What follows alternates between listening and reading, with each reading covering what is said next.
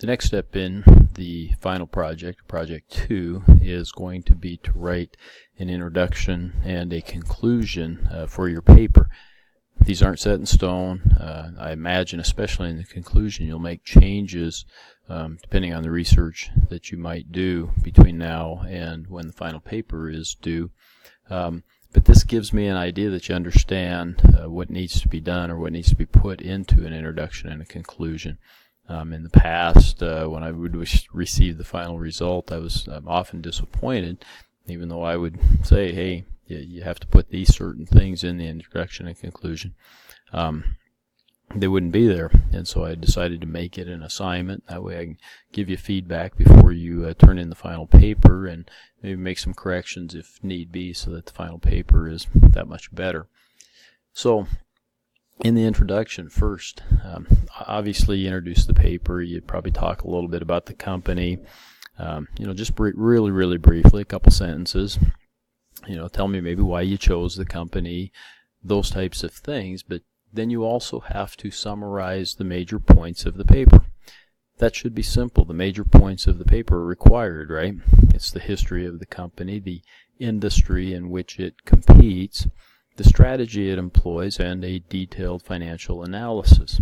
Okay? You have to summarize that, and the summary could be just as simple as I just stated it. It may be one sentence. Some of you may want to extend that a little bit. There may be little factoids of interesting history or interesting strategic choices that you might want to add in the introduction to make it more powerful, and that's fine.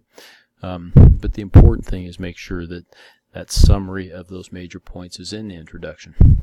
Then again, when you get to the conclusion, it has to be somewhere in your conclusion too.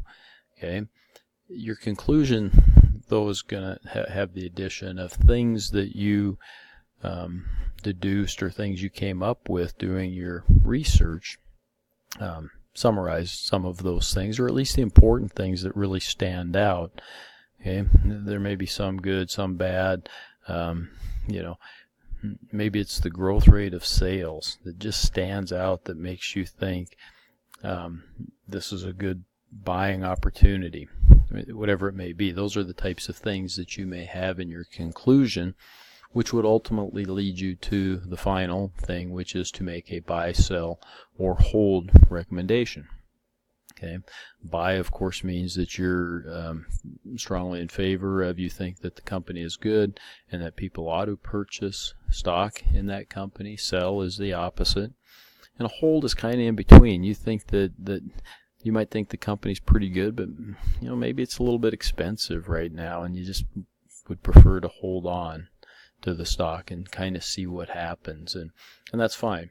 These are kind of typical ratings that a lot of analysts, business financial analysts, would do on companies, and so I want you to do something that's similar based on your own research of the company.